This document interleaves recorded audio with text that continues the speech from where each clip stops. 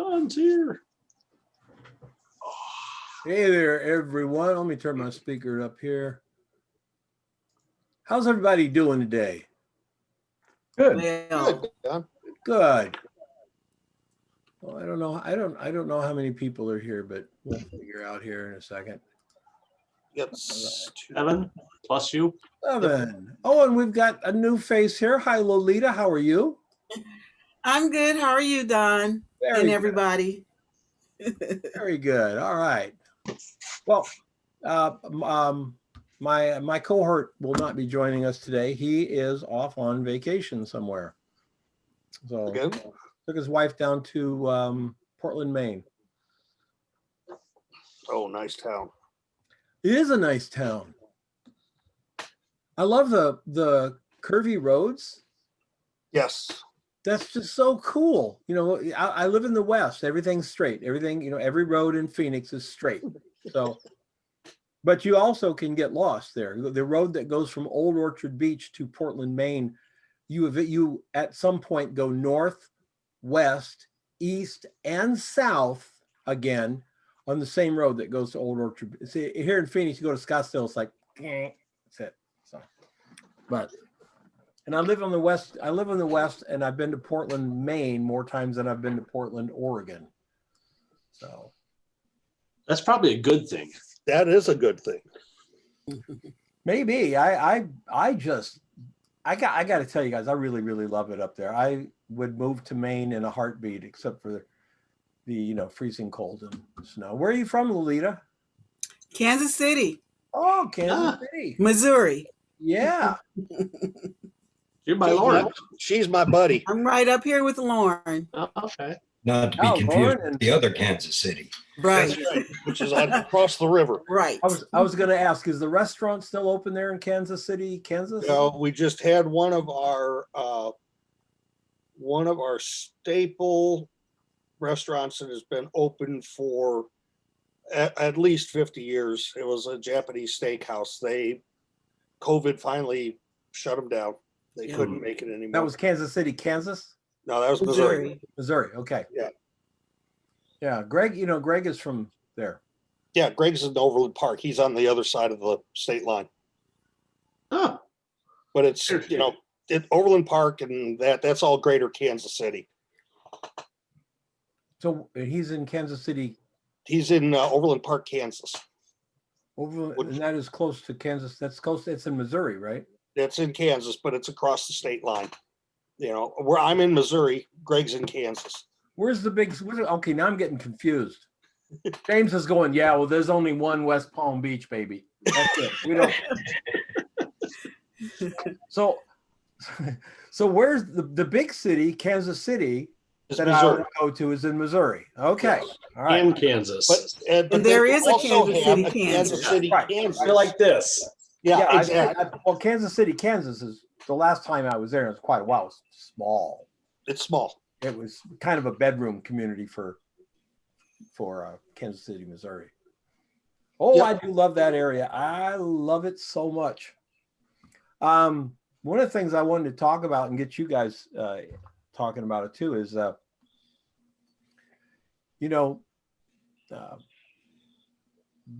9 months ago, they said we were going to have to shut down for 2 weeks. And I think we all went into it with kind of like, well, okay, I can learn some Photoshop, by George. I'll do some great stuff. And now it's November. And I just wonder how many of us, and I include myself in this, how many of us are like going, well, this sabbatical that we took is going on a little too long, and we're getting, I wouldn't say bored, but we're getting where it's harder to get up and try to do something really creative because we feel like the creativity around us is shrinking. I've noticed that some of the artists that I follow, their output is less and less and less ever since October. And I just wonder what we have found as a group. What have we found to make that better? Or has anybody found that? Or is it just me and I'm all wet and everybody's fine? Well, I think the food workshops are very helpful because that is a regular thing with a changing uh, set of requirements and there's a lot of very good people that are involved in it. So there's a Wow. lot to You know, learn from okay. everybody. No So kidding. I think that's a real good antidote. It doesn't solve everybody's problem. One, I think for me, you can't. It's very difficult to shoot people. You just can't. It's just really tough. So that's a problem. So food's a reasonable substitute, but want to do more. And people that I involved should with point out, to the NSA folks who are listening, Jay is referring to photographically shooting people. He is not really.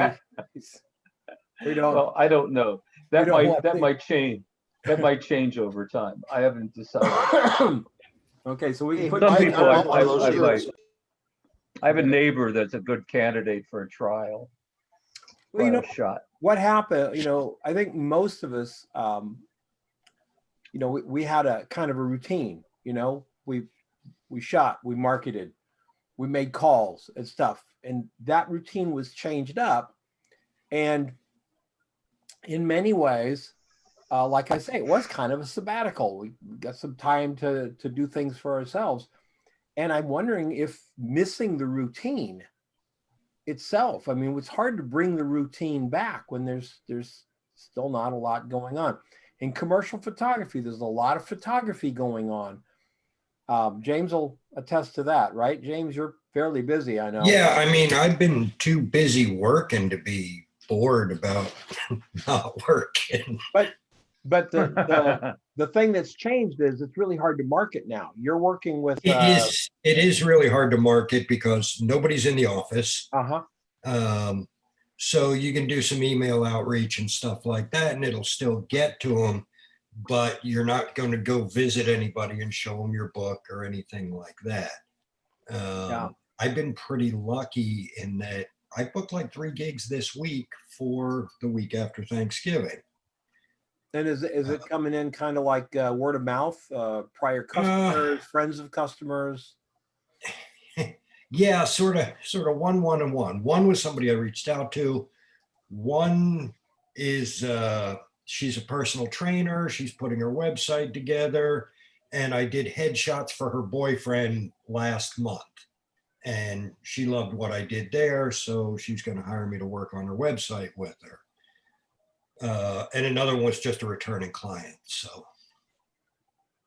Well, you're in Florida. I just read last night that Florida basically is not going to curfew or not going to quarantine anymore.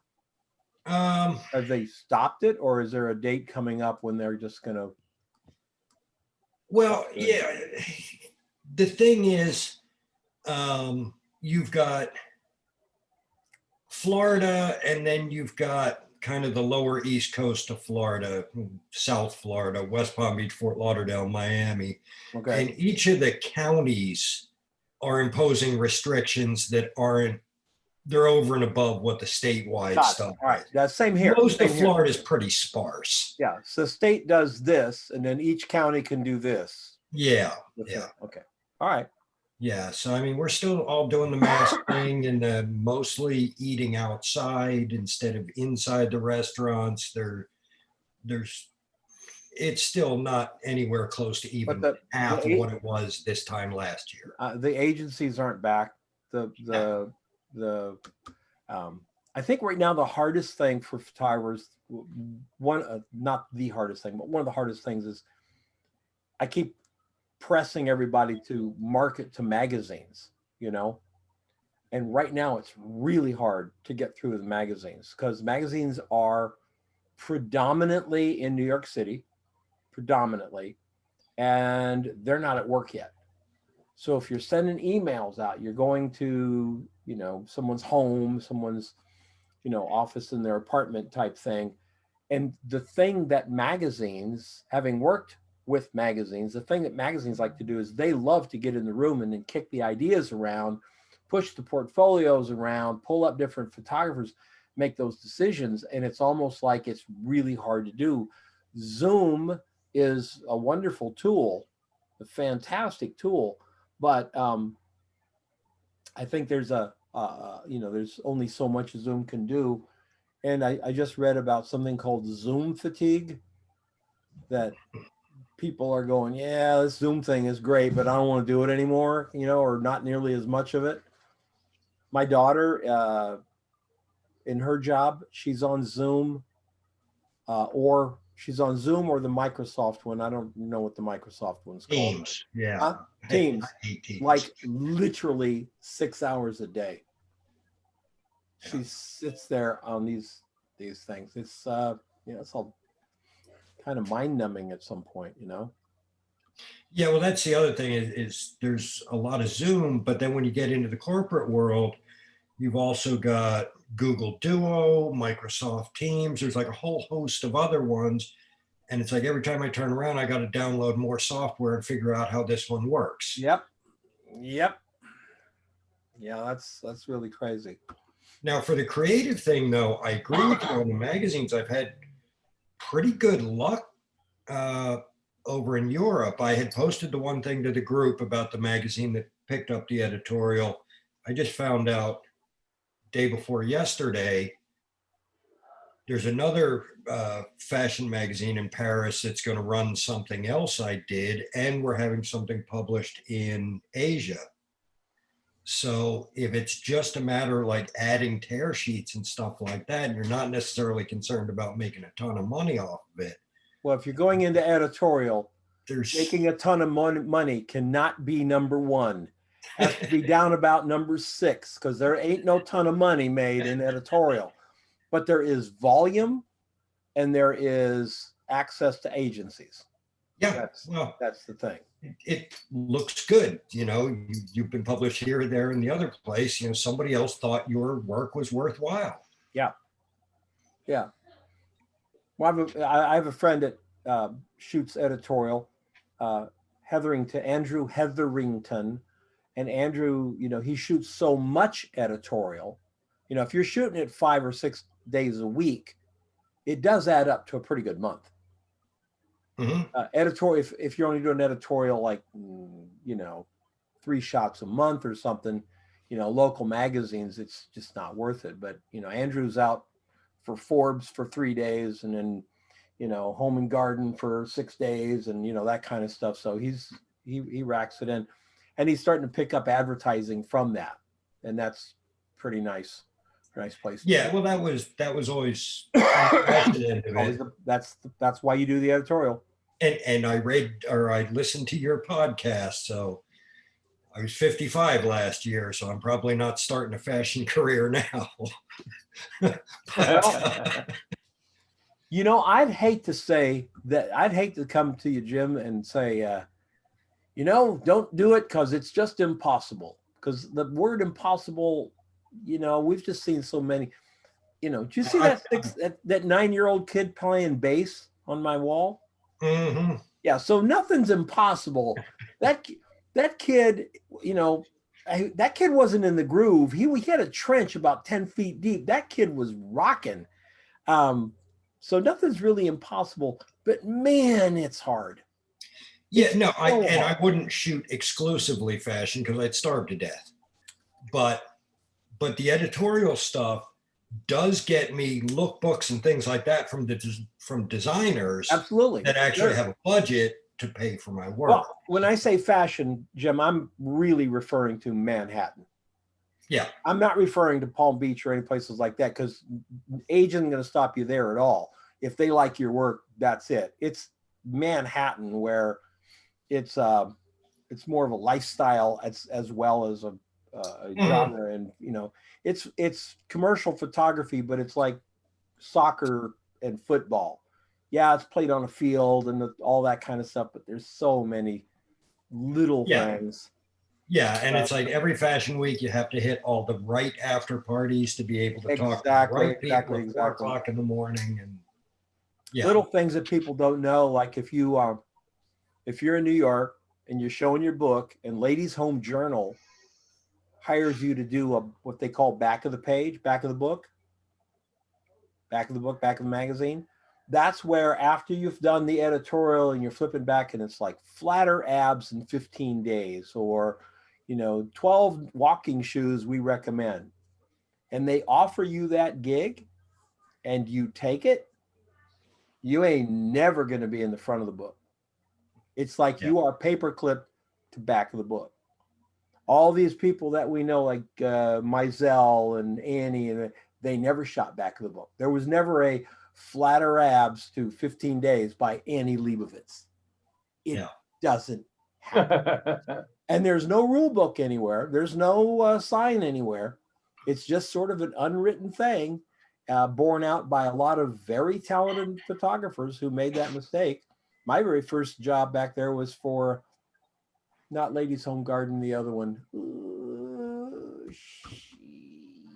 Good Housekeeping. Good Housekeeping. Thank you very much. Good Housekeeping. And I can't remember what the job was particularly, but it was shooting housewives, glamorous housewives in their houses. But it was a back of the page thing, and I was like, "Oh man, I'm on my way. Vogue, look out now!" Right? Nah. Nope. But if you shoot the cover of Interview magazine, you can walk in to see Vogue like the next day with no problem. Interview magazine pays $300 for the cover. And you're going to pay most of that to your makeup artist.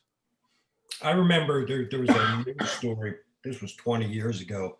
One of the supermodels, Gisele Bundchen or somebody, was in a lawsuit, and her tax returns became public knowledge. And one of the line items in her tax return was she had done a 3-day, 10-page spread for Vogue, and they had stiffed her out of her $175 fee for working 3 full days for Vogue. Yeah. The cover of Vogue pays $500. Yeah. The cover of Vogue pays $500. The reason is, what fashion photographer in their right mind would turn it down? Nobody would. It generally costs, if a photographer, excuse me, if they're not pulling from inside the magazine, like they shot somebody, for like a actress or something, and they pull one of those shots to the cover of the magazine, then the photographer gets an extra $500. But if they're hiring somebody to shoot the cover, they don't do that much anymore, by the way. They used to do it a lot, but they don't do it much anymore. Shoot the cover, it'd be $500. It would cost the photographer $1,000 to shoot the cover. Meals, rental studio, all that. They gave you flat $500, whatever you want to do it. Yeah. But that's what I was going to say in fashion. It doesn't happen in food photography generally, or product or still life or those kinds of things. But yeah. So we had structure. We don't have structure. How do we find structure? Do you guys chunk your days, chunk your weeks? I mean, is it like Tuesday is do my social media day and Wednesday is do some shooting day? Or, I mean, do you do that, or do you do it by, I do this in the morning, I do this in the afternoon, and whatever? Because I think the structure is one of the things that's tough. I'm working towards getting that going and getting stuff more structured. It's for me, it's been more just a matter of making sure that I'm keeping things going. And then when I have free time, anytime that I'm not working, then I put it towards photography stuff. But I'm getting to where I can start scheduling out my day and separate it more. It's hard to do sometimes. In this crazy business, it's hard to do because we don't really know how long anything's going to last. I've been married for a long, long time, and a long time ago, my wife learned real early to not say the words, "When will you be home?" Because there was never an answer to that. It was, I could be done in an hour. I could be here 3 more hours. I don't know. I'll know when the client says, the Polaroid looks good. Boom, I got about 30 minutes. I'll be home. So crazy. I time. wanted to tell you, I agree with Jay with the food photography class. I know that's helped me too, as far as having extra stuff to work on. as well as, you know, being able to put some of those images in the portfolio, but having that going on gives you some sort of structure, and like it's a Saturday instead of, you know, what are you going to do on a Saturday? And, you know, it gives you something to look forward to, and then spending a couple hours on the call with people going over their images and learning from that. It's been really good. Excellent. think Excellent. Structure and schedules, Don, a lot of it has to do with the person as well. I mean, I don't think I've had a day since I was 19, 20 years old where I didn't have basically my day figured out, or, you know, at least a rough idea of what it's going to be. And I've been working at home for the past 15 years. I still get up at 6:30 every morning. You know, I still work to a certain time. You Yeah. know, I do certain things, and the things that are not outside of the norm, I have a million, you know, alarms on my phone. You know, it says do this now, that sort of thing, you know. And so, I mean, COVID hasn't affected me one bit. It really hasn't.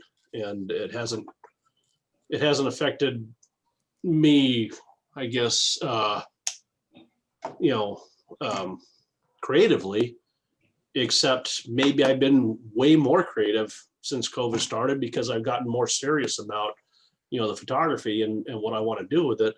Sure. And I look at it differently, and I approach it differently. You know, I can't necessarily shoot people right now, which is something I've been really pushing and wanting to do for a while, you know, but that hasn't come to fruition. So I'm just finding random stuff around the house. I mean, hell, I shot a flower inside toilet paper, you know. I mean, it's kind of fun to say, well, you can't do this, so think of something. Yeah, You know? absolutely. Absolutely. We have So, Sophie yeah. here. Sophie, how's France today? France is okay. Yeah. Good. It's Good weather? yeah, we're still, it's a very warm November for here. I haven't even started putting the heating on. And And that's been- normally it's on by end of October at the latest. wow. Yeah. Are you still in that quarantine? You can only leave for an hour? Oh yeah. Okay. Did they tell you how long that was going to last? No, but the murmur is that they're letting us out for Christmas and they're locking us down straight after again until February. February, wow.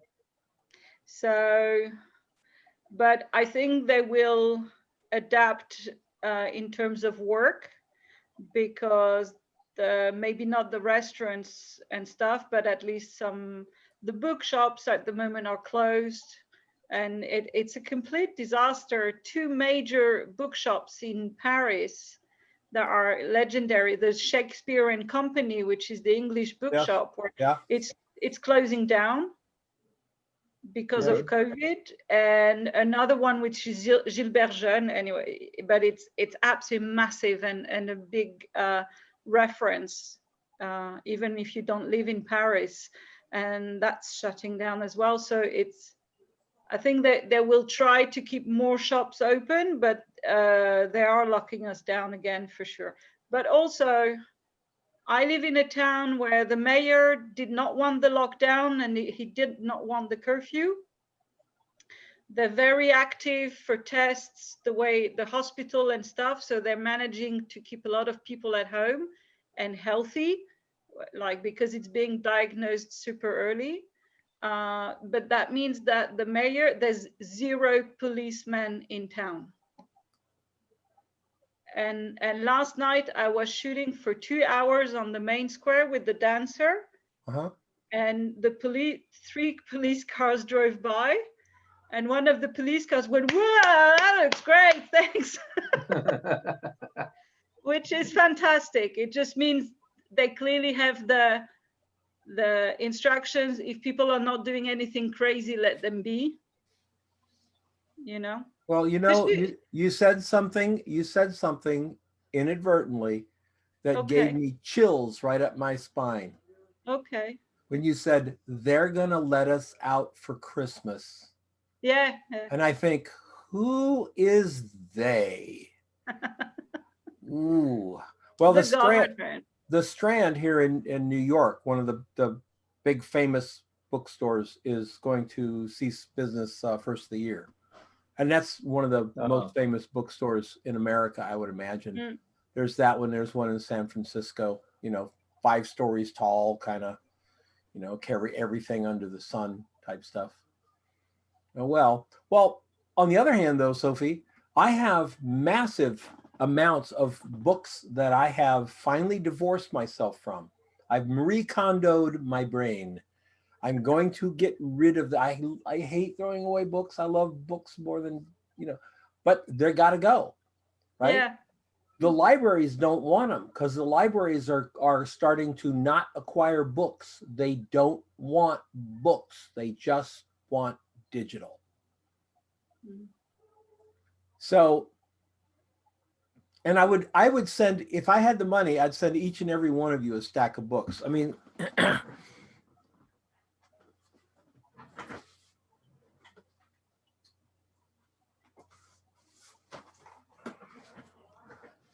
this is the workbook.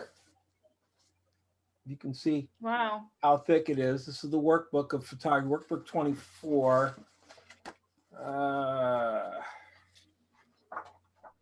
What year was this? Not gonna say. I want to say this is 2000 maybe. It's absolutely stunning, full of amazing photography. Just Hey, Don. absolutely amazing photography. Yeah. Oh, you got the same one. Is it 2000, Jim? I don't know, issue 24. Yeah, they started doing that somewhere around 2000. But which means everything in here is film. Very little digital work. This book is, in my opinion, is priceless. You can't get this book anymore. They only made, I think, 2,400 of them and sent them to ad agencies, free. So the photographers paid about $7,000 per page. Wow. So that's a $14,000 investment by Tim Collicutt to be in these books, printed in Japan, sent back over, and nobody wants them. I would send it to you, but it weighs about, Yeah. Yeah.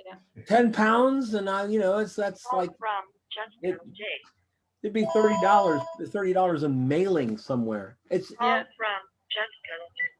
It just Hello? makes me sad, man. Makes me really, really sad. It's a shame. But if you want to swing by and pick one up,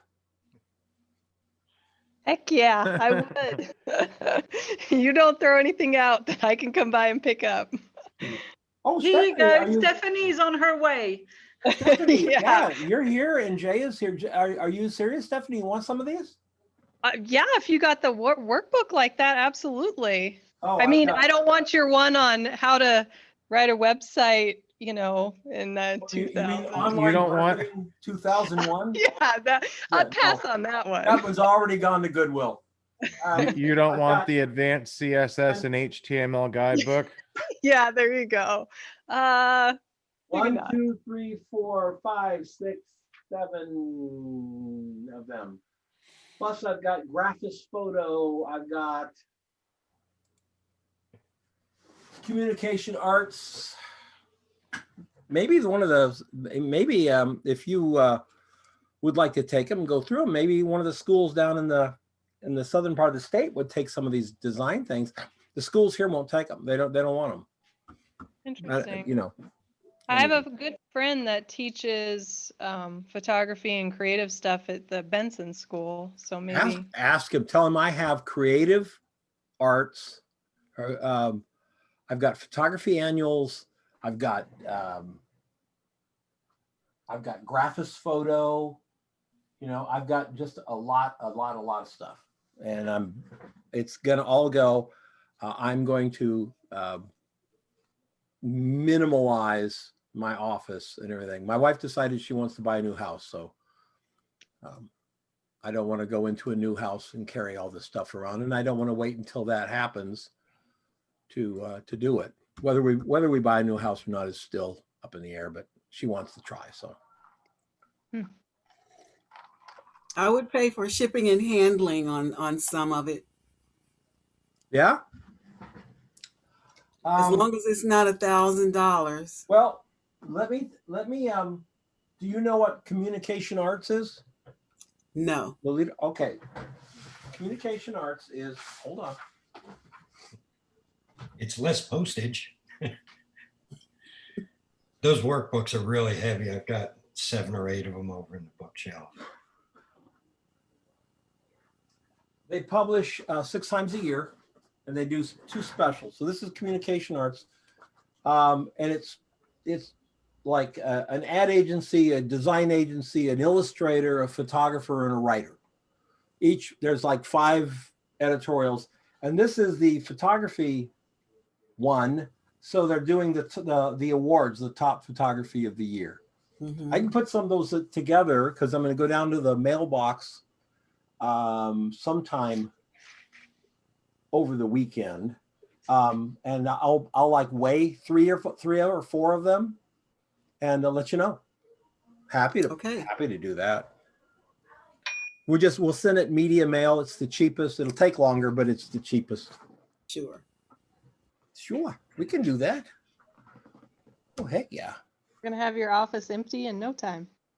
Oh, I'm sorry, but I can't get it done fast enough at this point. So, moving stuff from here into the garage, from the garage to the street, from here to the street, and on and on. I find that I've gotten so cluttered that it's hurting my creativity.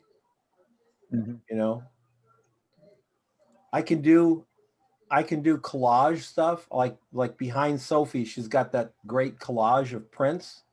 See, that to me, that's not busy. That's a collage. My stuff is it just gets, the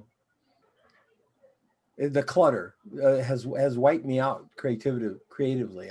I can't move. I feel like I'm held prisoner by it. I really do get Marie Kondo's talking about, is that you feel like you're held hostage by the stuff you own.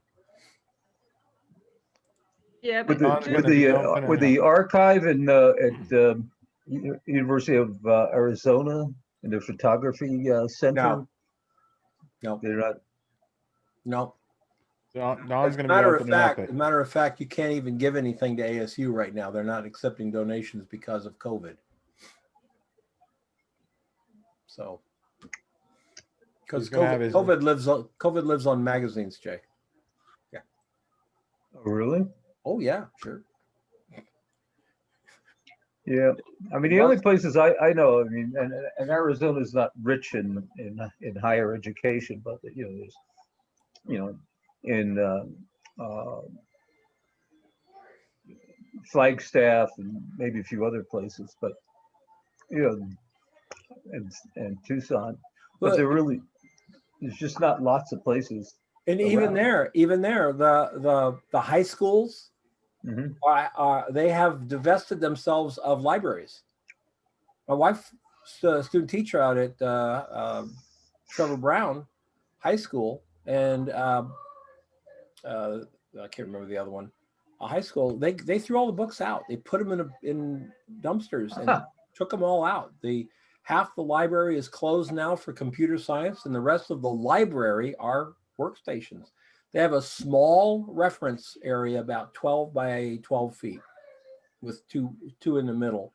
12 by 12 feet of just reference. Everything else is gone. So even if like they wanted them, they have no place to put them. We're going to rue the day when we did that, folks. I think we are.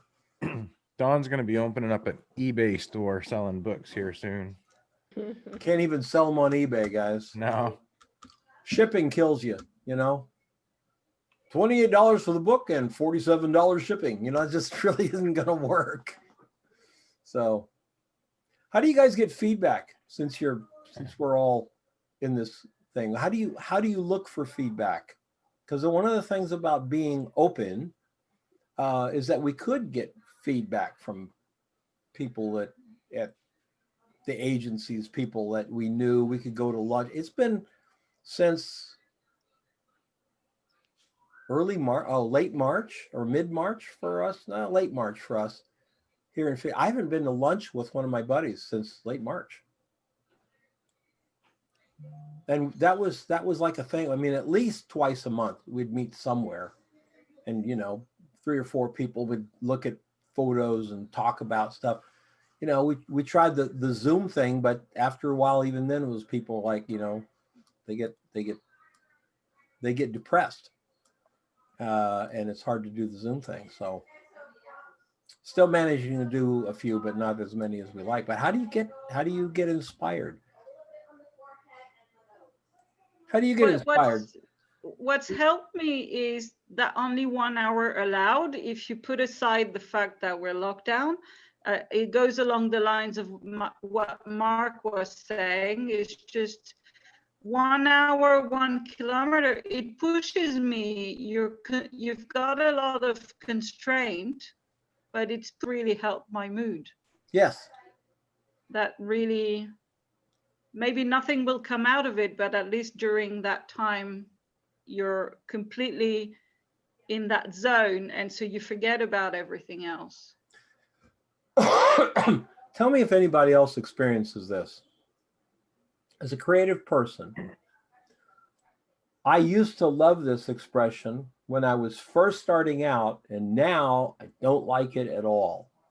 And that is when they say to you, just do whatever you want. Because for me, that's too much. Now I'm like, oh, I could do that, and I could do that, and I could do this. I want them to put a box around it. Okay, I'll do whatever I want, but what is it you need? What is it you want to do with it? I need to put parameters around it. Otherwise, it's like, write a piece of music. Okay, who's going to play it? Bob's going to play it. Okay, great. What does Bob play? Oh, banjo? Never mind. But there's there's the parameters help make it more creative. And if I wanted to write a piece for Bob who does play banjo, then I would know what I can do for it. Because just do what you want. Oh man, I think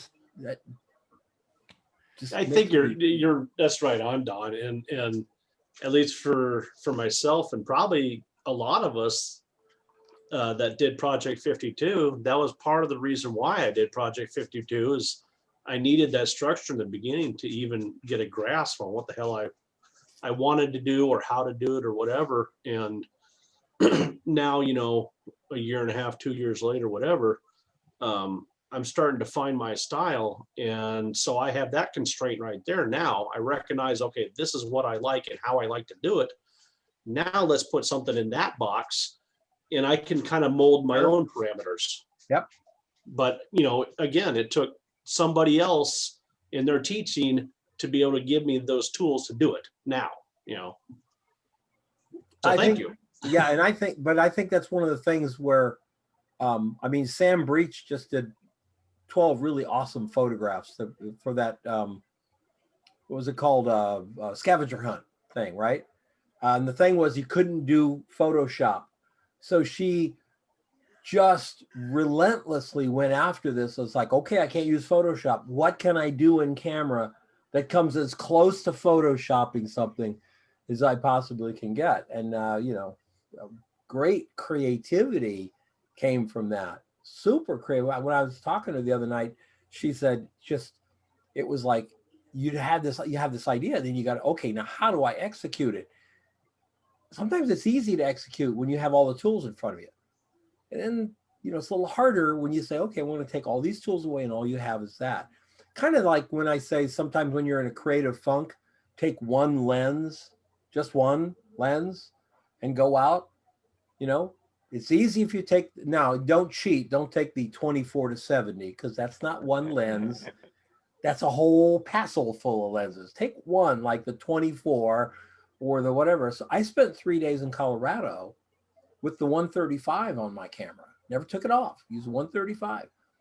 And you get to the point where you're looking at the world in your brain through a 135 lens. You're going, oh, there's a shot. And it is, you know, you're not doing this with your brain anymore. You're doing this.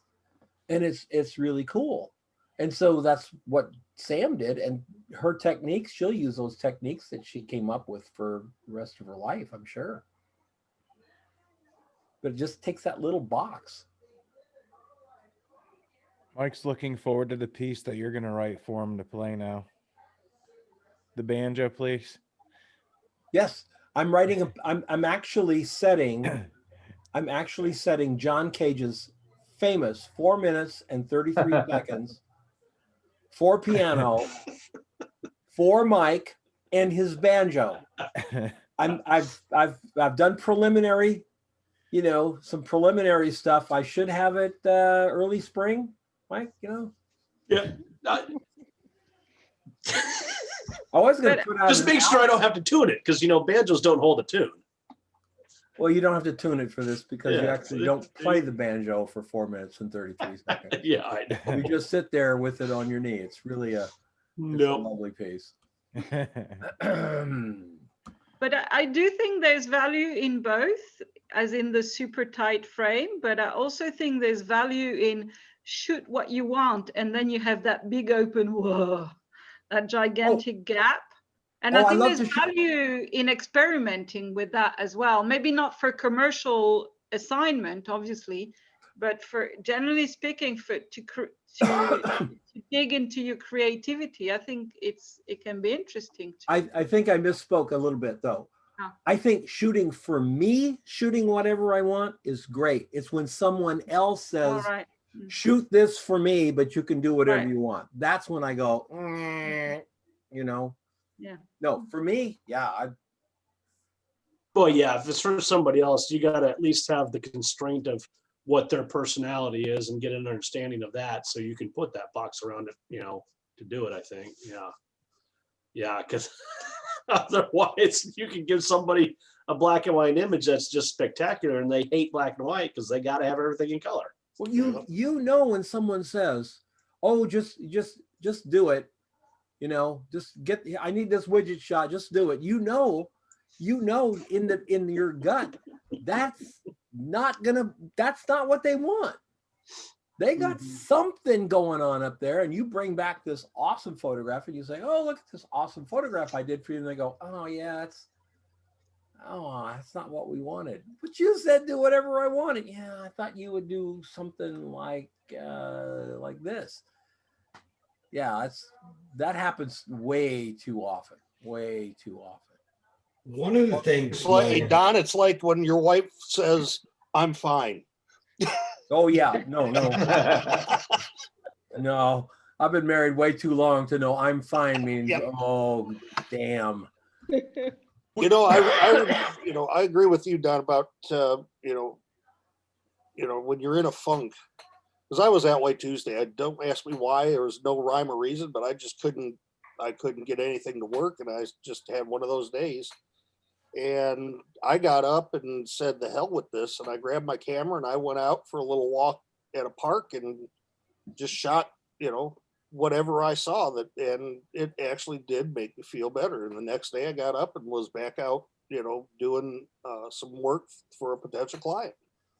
Well, you cannot be, now we're not talking about clinical depression, so I'm not talking about clinical depression, but you can't be down in the dumps depressed, like you had a bad day depressed.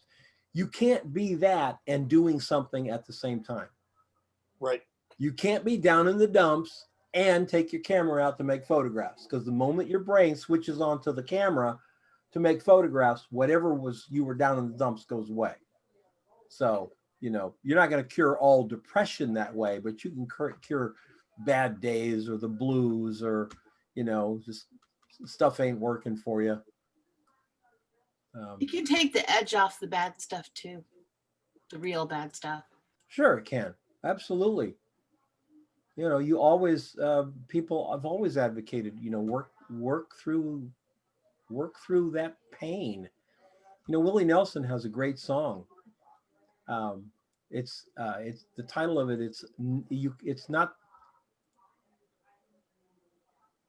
It's not something you get over. It's something you get through. Mhm. The first time I heard that, I see Sophie shaking her head because she's a psychologist. You know what I'm talking about. Some things, the people go, oh, you'll get over it. No, you won't. There's things that I'm still not over that happened to me 40 years ago, but I got through it. And you get to the other side and, you know, you keep on trucking. Your shoulder's a little heavier sometimes. Sometimes it's a little lighter. Sometimes the sky's never as blue as it was, but you get through the other side. So in photography, in art, I think we all struggle with, probably in the back of our minds, knowing that there is a expiration date on high creativity. For instance, Joni Mitchell got up to Hissing of Summer Lawns and Hejira, which are both in the late 70s, I believe.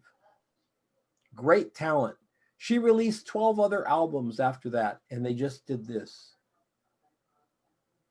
Steely Dan, Gaucho and Asia, way up, considered some of the best rock albums ever done.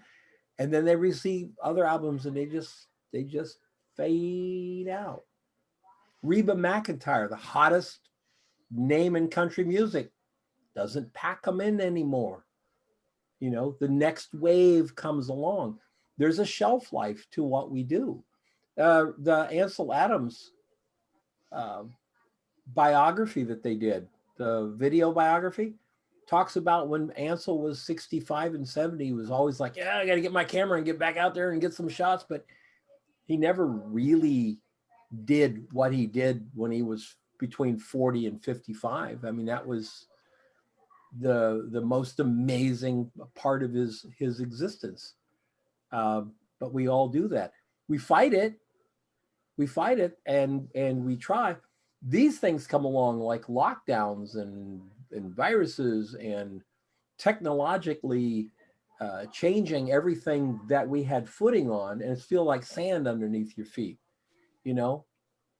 And I think that can be something that we may never get over it, but we're going to get through it. You guys know, did we talk last week about the AI program that composes for you? Yeah, a little bit. But and then how everybody is going to end up with the same shot because the same AI thing is. You take the picture and then you put it into the program and it finds the quote, best, unquote, composition, crops it for you. And then it says, you know, your sky's boring. So it puts in like a really cool sky. And it says, oh, but you keep total creative control because you can flip the sky. Well, if you can flip the sky, that's total creative control right there, baby. So they end up showing this picture. The sky wasn't where the guy was. The side of the mountain wasn't lit in the original shot. Now it's got all these beautiful sun rays coming down and all that. The question is that a landscape photograph? Well, you know, I guess, but not to me. I think it comes down to the term if it's a photograph or if it's an image. A photograph is what general retouching, stuff like that. But once you get to the point of doing that, it's not a photograph, it's an image. It's a digitally created image. The International Landscape Association awarded first place this year, to a piece of digital art with replaced sky, added in, you know, mountains added in, trees added in, total photo digital composite won first place. I don't know how far that goes. That's too far for me. If it's in a photography competition. Well, but at the same time, I would say make a category for it. Yeah. Make a category for that. Let folks who do that and enjoy themselves, and I think it'd be great. Yeah. I know one of the things that I'm doing, and I know we talked about it earlier on our call. For me, and I guess I thought of a better way of putting it. Like, I know eventually we're going to come out of all this. What we're going to be in for a shape when we come out of it, it's hard to tell now because we still have too much to go. But thinking about like what makes businesses go and everything, like restaurants need to have, and like regular business need to have money coming in and currency in order to keep going. And for me, as a visual artist, my currency, like what I have to spend, is going to be, my bank is my portfolio. My bank is kind of like my book of tricks. Like, what can I do for web design? What can I do for GIFs or animation or photographs and stuff like that? When you say your bank, you mean your talent stack. Yeah. Like, Yeah. what am I going to have coming out of this to spend? Like, what's going to help me as my business be able to get out there and get things going. And the more, I feel like the more that I can do well, then the more businesses I'll be able to work with. And for small businesses that are going to be starting out or trying to get back on their feet, if I can do websites for them, and because I can do them quickly, because I learned how to master that between now and then, and try and help them out. So I'm just focusing, like, because I learned that for me, I can only control what I can control, which is what I do every day. So I'm just focusing on getting my stuff. Like, when we come out of this, I want to be so ready for it. I want to have, learn so much and be able to offer stuff. So No matter where we come out, marketers need to be marketing, because the only way a small business can stay alive is to market. So, I always use the term "be standing when the smoke clears." Right? Smoke all clears, battlegrounds clear. You're still standing there, and you're ready to continue on and doing the things that you need to be doing, and they need to be doing as well. One of the things I kind of caution Mark on is it's cool to expand your skill set and all that. Make sure this is stuff you like to do. Because I got into a position a couple of years ago where I did some web design because the photography was slow. And then I ended up getting bogged down in like all this web design stuff, and photography jobs were coming and I couldn't take them because I was bogged down in the web design stuff. And eventually I got rid of those clients and got back to focusing what it was that I wanted to do. One of the things you can do, though, James, these days is, and I would caution everybody, it's not the easiest thing to do, but you can master it. If I was getting too many web design things, I'd just get somebody from freelancer.com. Yeah, it wasn't that I was getting too much. It was just becoming too much of a drudgery. I wasn't having fun. I didn't like it anymore. The web design clients I had were typically way older than me. And so, I had one guy that every time he sent me a photograph to put on the website, he would first embed it in a Word document. Oh yeah, that's great. And then attach it to an email. I think that when you embed it in Word, it takes that million color JPEG and turns it into 311 colors. Yeah, something like that. Yeah. But I mean, this is why it became incredibly frustrating, and I ended up firing him. Yeah. Yeah. I've got a buddy here who is an architectural photographer, and he's being asked for some website help and stuff. And he just went to freelance.com and got an American designer. So there's no language issues. So it's not a cultural thing, it's language. Down in southern Texas, way down near El Paso. And this young man handles all of his stuff. He's charging my friend $40 an hour. My friend's charging his clients $85 an hour and pocketing the difference for managing the stuff. So he's not a web designer by trade, but he can offer that to his clients. And some clients aren't going to be interested in that, Mark. I mean, if a client is a higher end client, they've got a designer or they've done this before. They want a web designer to do website. They want a photographer to do photography. They want a writer to do writer, that kind of stuff. But the smaller business, the small one and two mom and pop stores, you know, to be able to shoot and set them up a Shopify or a Squarespace, you know. Yeah, that's what I'm kind of leaning toward. Just, you know, it's not going out for, I'm not going out to a company that's like a Nike or like some huge company or trying to get where I'm going to spend, you know, 2 months figuring out a website. It's smaller people. Like I did one for a guy that makes custom jewelry that I know. You know, it's not a huge Yeah, site. I should probably clear that up with James. James, he's not talking about web design like you and I. Mhm. He's talking about setting up Squarespace. Yeah.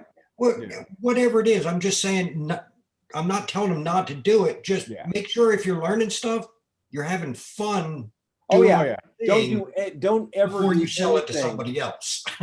Just, you know, don't trade one drudgery job working in a cube right for another drudgery job working at home on stuff that you don't really enjoy anyway. Yeah, that was kind of my point. Yep. Yeah, absolutely. no, I agree. Absolutely. I like doing it. I like doing the and it's not like I'm going to go out there and do it for everybody. It's like certain people that, you know, I'm going to be very picky about who I even take on and, you know, stuff like that. You When still I- have your aesthetic. Yeah. Yeah. When I did a few sites, I made sure like I was doing the photography. I would only do the site if I was doing the photography. Yeah. Yeah.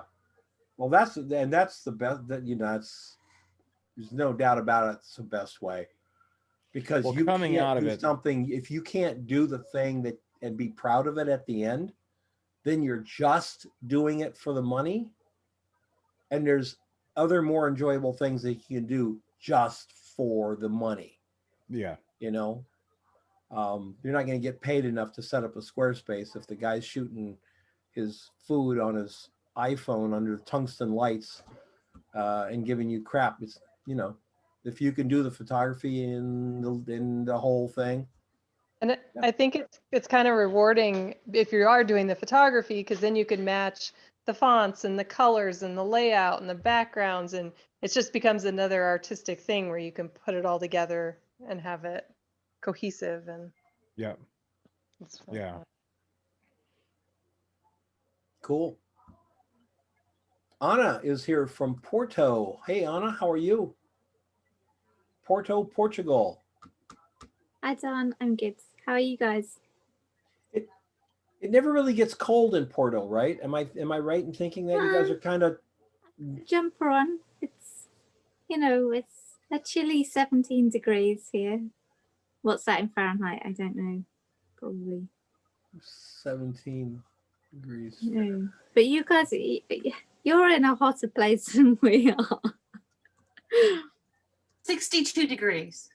62. Okay, there you go. Okay, now 62 is cold for us, so it's like yeah, exactly. Yeah. I was gonna say, for me anyway, not for some of these. For some of us, it's cold. Yeah, my wife considers 62 the absolute perfect weather. You know, and I love to ride my motorcycle when it's 62 degrees. You put a jacket on, you feel really comfortable. But you're right on the ocean, so that does mitigate like snow and stuff like that, right? Yeah, snow is something that people in Portugal think is really pretty. It's because they've never lived in it and they don't understand that it's actually a complete and utter pain in the neck to live with snow, or, you know, what it actually means or feels like to one's body, bones and well-being to actually have to trudge through work in snow.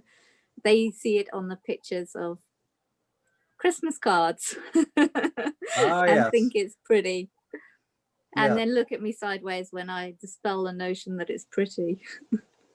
It has its moments, but boy, I'll tell you what, you hit that patch of ice and your feet go one way and your head goes another way. And Exactly. Carrying groceries hitting the patch of ice. oh, Not fun. See, this is not the sort of thing Portugal knows about. Having to explain to them how to melt snow with salt. They don't understand this. It's not in there. how far inland do you have to go before you get to snow? You have to go all the way into Spain? You would go to the mountains, yeah. You would go to the mountains on the border, and they have snow there, and Yeah. there's skiing there. It's good for that. I was going to say, But the rest of Portugal doesn't know. yeah, yeah. There's no snow in Morocco either, by the way.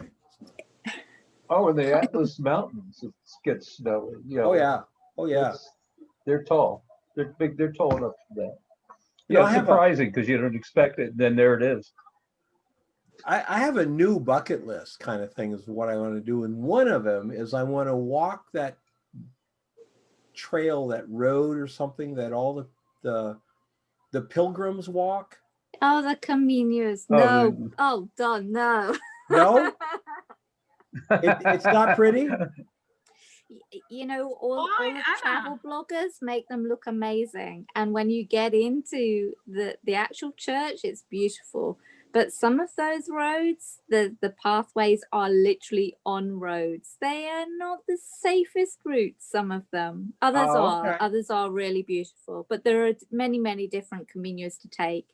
Well, I'm not, I wasn't doing it for religious reasons. I just thought it went like over the mountains, and I could. Some of of them do.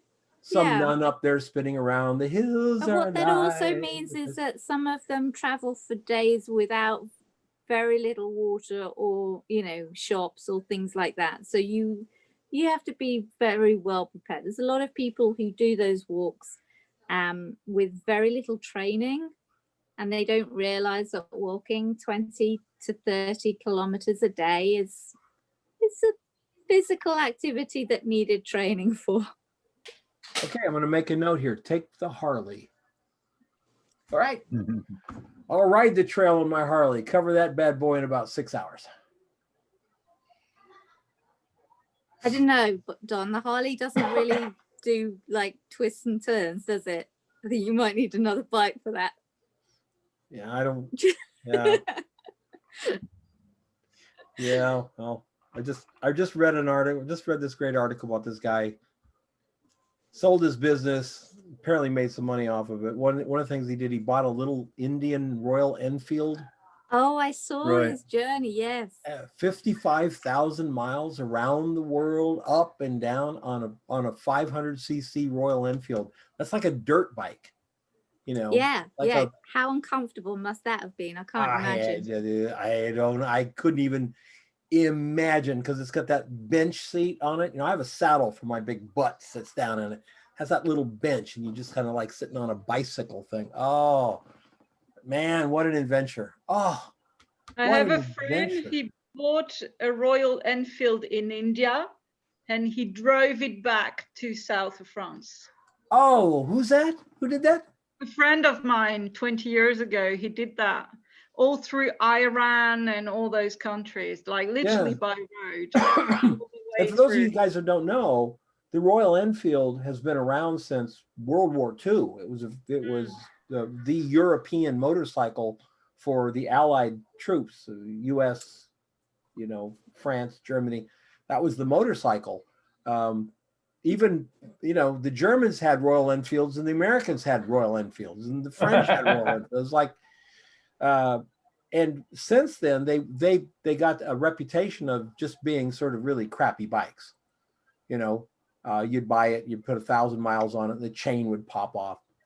New company bought them about 10, 15 years ago and has made changes. It's literally one of the best motorcycles you can buy now. And they're cheap as hell. A new Harley, comparative Harley, is about 14,000. and Royal Enfield, same whistles and bells and everything, little over $5,500, brand new. And those Did things. you know that in terms of the Enfields in the Red Sea, on the bottom of the Red Sea, the ships that you can dive at the bottom of the Red Sea still have a cargo load full of Royal Enfields, and they're in mint conditions when you dive down there. Even the tires still have the exact, like, treads, brand new, everything is still intact, all in the Wow. cargo holds of where they were sunk. It's incredible. And that That's was how from, old the Enfields are. and that's from World War One, World War Two. I mean, Yeah. wow, they're great bikes. What now? My goal is to actually go to India, buy the Royal Enfield, and drive it home.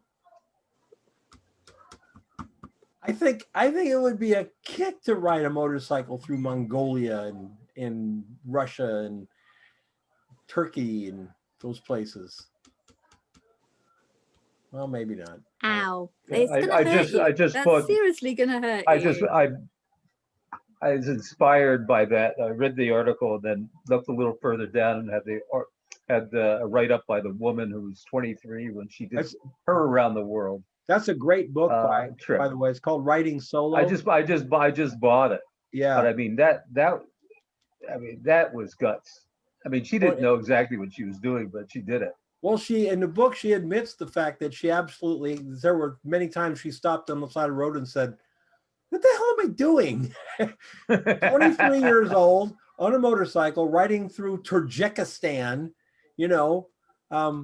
but she found out the reality that most people find out when they travel the world, and that is most people are wonderful people. And she got that's what she said. help and food and the whole thing, but she was on a Triumph, I think, right? I think she's on. No, it was a BMW. BMW, that's right, BMW. 1974. It was an 8-year-old bike with 30,000 miles on it when she started. Yep. So- First woman from England to ever ride a motorcycle around the world. Period. Not just solo, period. So. And there's no movie of her. There's no movie. Yeah, of there her. is. There's one Yes. it's somebody took out the bought the rights to a movie, so there may be something coming out. Oh, they buy rights to movies all the time. She got but they rediscovered her. No, I think it's going to be real. Okay, well, I hope so, because they buy the hopefully. rights to movies all the time, and then they'll hoard them actually to prevent somebody else from doing. But that would be a movie I would love to see. That would be a movie. We need to make movies of people like that, remarkable lives. Who else wants to share that'll something? Well, Anything? I'm gradually building my store, so I've started looking into what the heck's the name? I keep forgetting the name of it. It's Facebook has started a thing that is a collaborative workspace for people that are artists and people that work in that world, and it's really fascinating. So there's a arrangement that they have between them and Shopify to put up, to develop photography stores or art stores, whatever you want to do.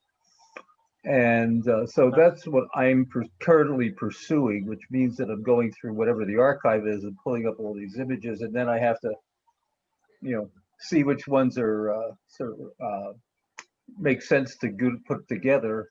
But I'm looking forward. It's a day-to-day thing because there isn't a like a guideline. You just sort of like have to learn how to do it by doing it. But I never knew the thing existed. But it's really like a whole dimension of Facebook that takes it well beyond whatever Facebook normally means to people. So I'm quite pleasantly surprised by it, quite taken by it. So I'll find out what that all means. How many pictures are you going to put up? I don't know. I mean, the ones I've seen have about range from 20 to about 100, depends.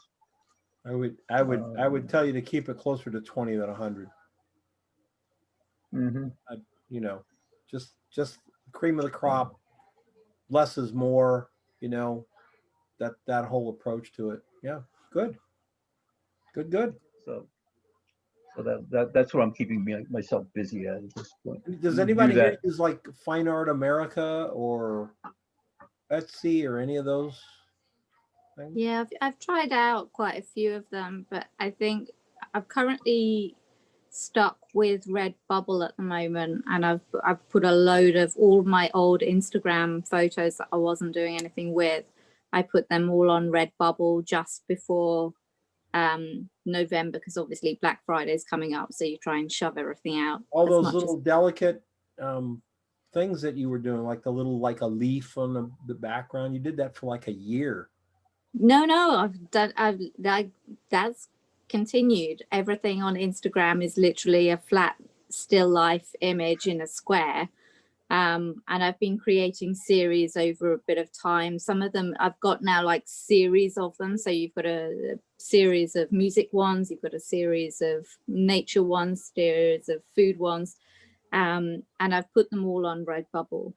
But I'm gonna say The ones with that the saxophone, the cutouts of the That's- saxophone and the notes are really fun. They're really Yeah, neat. thanks, I like them a lot. bless you. Yeah, and those are the sorts of series that will go in the music ones, and I've been putting them out to see what sort of interest they get, and then kind of poking certain groups attached to that genre. So if there's a food one or a music one, I'll go into the music groups and say, "Hi, these might interest you for like Christmas gifts or whatever." Sure. But I'm going to say the uptake on them isn't very much, and the percentage you get back on them is very minimal. So I think you have to have a much bigger following, and you have to really be pushing them out for that to be any. For me, it's worth it because I'm not doing anything with these images anyway. So I don't mind putting them onto Redbubble and earning a small percentage of them and just keeping them there as I mean, I think I've got about 100 of them now on Redbubble, which is a When good they buy amount. them Just from to keep- Redbubble, they're actually buying a print or a card. Yeah, it's products. So you have to spend a bit of time to upload them into the exact positions so that once you've taken your photo, you can put them onto Redbubble, and then you're given a window full of options of products that they have, and their mugs, aprons, masks, posters, t-shirts, all sorts of things, tote bags. But it depends what the image is as to whether or not it's going to look good on that product. And you really do have to make sure that if it looks a little bit wonky or not good, you take the product off, because otherwise it ruins it, because the Redbubble themselves choose the product that they're going to showcase in the initial shop page. So if they're showcasing a product that doesn't look great for your image, it's going to ruin your shop front. So you have to be a little bit savvy with spending a bit of time uploading them and making sure that they're right for the product that you're putting them on. Did you try Creative Market at any point, Anna? Creative Market, what's that? It's where you can go and buy templates. You can buy templates for websites. You can buy templates for magazines. You can get fonts. Here, let me bring it up. I'll share it. But one of the things that photographers do at Creative Market, you can sell an image by itself, right? I would never do that. Like just sell an image for $8 or something like that. But like you can come here and go, okay, templates. I can say I want a postcard template because I want to send something out. Then I can download, page after page of these things come up. For an inexperienced designer or somebody who's not a designer, that's a very nice Christmas greeting card for them, right? And what is it, $12, something like that? Okay, so it's like $11 commercial use. Personal means you could send it out as your card. Commercial means you could send it out as your business card. An extended commercial means you could actually do this, brand it, and sell it as a different card. Okay. But photographers will put together, let's say, a photo bundle Thanksgiving. Let's see if we have something there. They'll put together like 8 or 10 images in a little bundle and sell those things. So here's Thanksgiving, 20 Thanksgiving photos, $19. Autumn styled stock photo bundle. I mean, it doesn't say how many pictures there are here, but they have all these things and they go between $19 and $38. The Creative Market spends a ton of money on advertising. They push out all the time. And you can see, as you can see here, I don't want anybody to think, oh, Don is like trying to pitch us on selling our shit for $10. That's not the point. The point is, if you have a bunch of pictures sitting around not doing anything, this might be a way to get them back. There's a couple of photographers on here making 6 figures, a couple doing this in photography. But there's probably a lot of people on here, you know, not doing well at all. You still have to market yourself the whole bit, but Autumn photo bundle, here's 25 shots for $25. I think these guys take 20%. I think that's pretty much it. So it's like this, you go out and you get some stuff, you do this and that, and you put them there, and you put them there, and you put them there. That's the stuff. So you're literally looking at about an hour's worth of photography. Maybe, you know, twice that gathering the props. You're not looking at, you know, a gazillion hours of your labor or selling, you know, your stock that you've done all over the world. It's actually, you just set it up and shoot it right there. Not a bad place to be. You know, and again, you're probably going to sell more of the $35 licenses. So that would be about 25 to you for it. And I don't know what Redbubble, I don't know anything about Redbubble. I just know they're more product oriented. Yeah, they are definitely. They take care of all of the print for you, but obviously you're not fed a great deal in terms of commission back. There's a Cafe Press. Are they kind of like Cafe Press? I don't know what Cafe Press is. Oh, it's like you can send your artwork in and they'll print it on a backpack, on a hat, on a. Yes, exactly that. Okay. Yes. Yeah.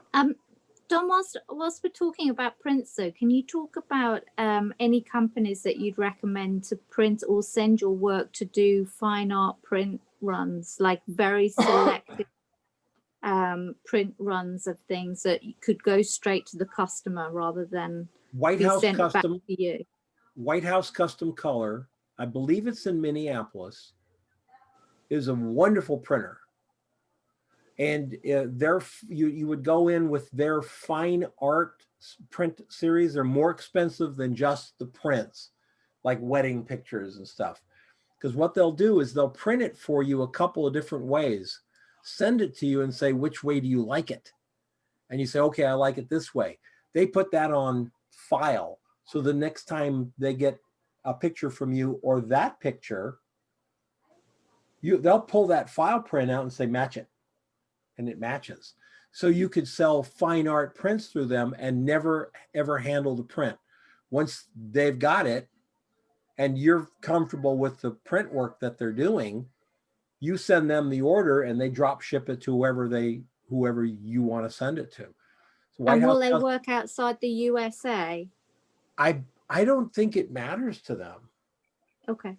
Because it's just done digitally. As long as you're paying them USA dollars, right?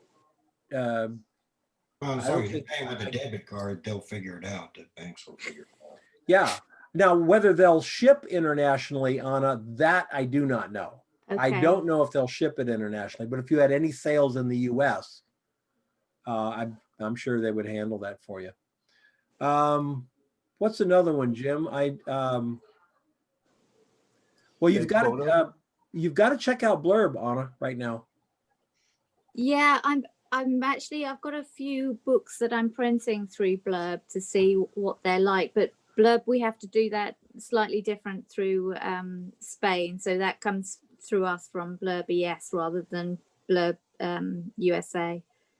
They've just started handling fine art prints, including, well, the one here in the US anyway, including, what's it called? The rosin material?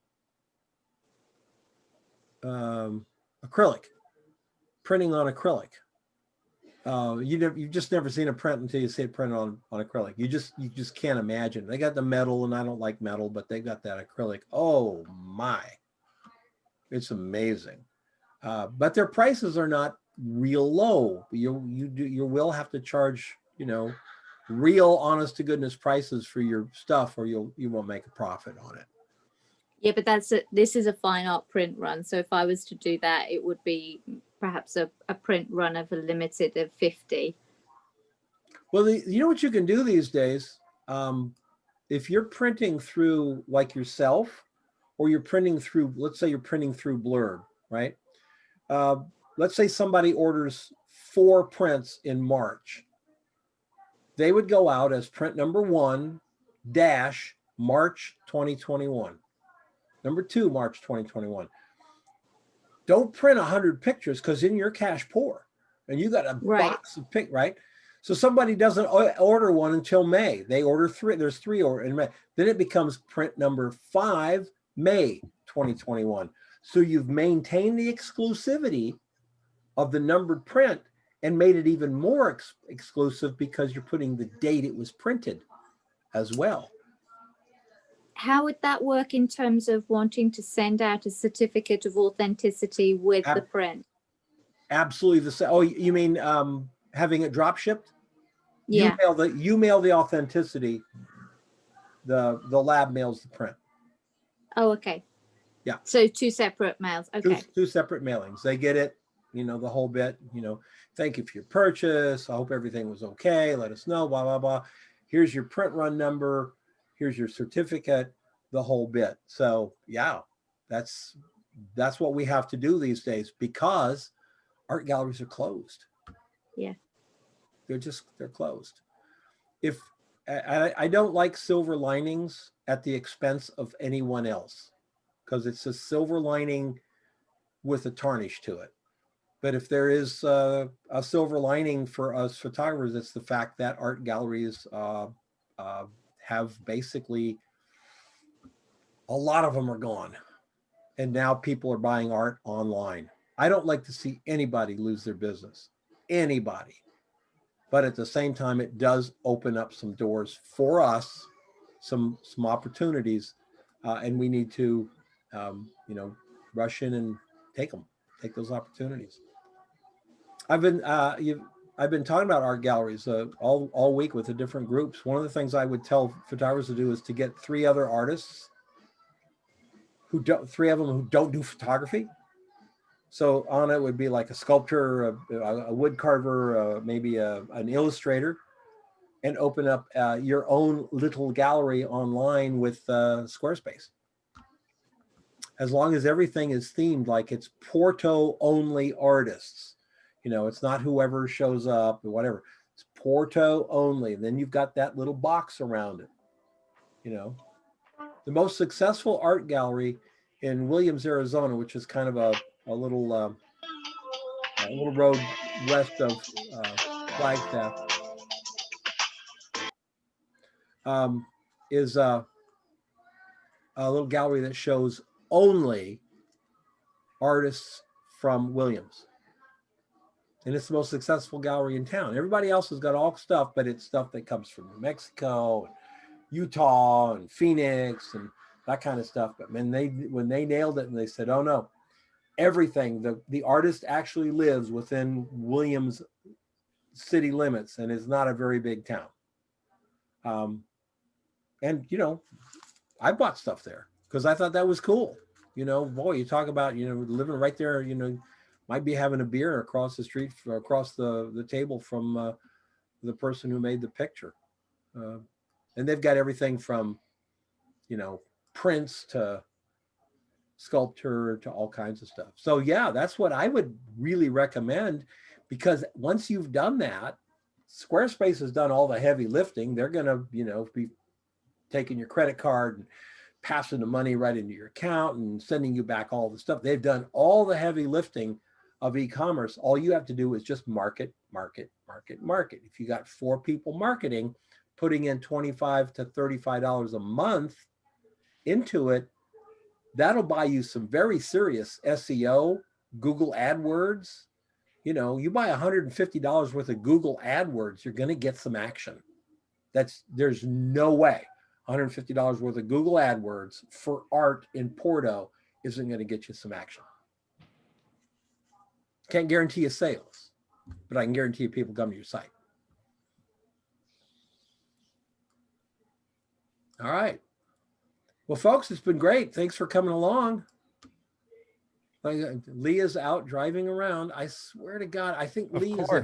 Of course, she's always driving. I think she's out like doing collections or something, like Big Tony says you ain't paid up. So Yeah, I would. She walks up to Sadly, the I guy. am not doing collections. She walks up to the guy and be like, "Is your name George?" And he said, "Yeah." And she goes, "Here, you've been served." And then she walks away and makes $50. I should do that. all right, guys, everybody have a great one. Thanks for coming out today and joining us here on Photo Talk Friday. I'm loving these things more and more every time we do it. Anna, you were late. I think you got your hour mixed up. I'm sorry, I didn't catch your online message until Okay. too late. Well, we're here. We've basically codified it. So we're here every Friday, same time. Okay. Lolita, great having you here. Thank you. It was fantastic having a new face. I hope you enjoyed it. I hope I see you again. Everybody take care. We'll see you next time. All right, Don. Thanks, Don. Thanks, Don. Bye.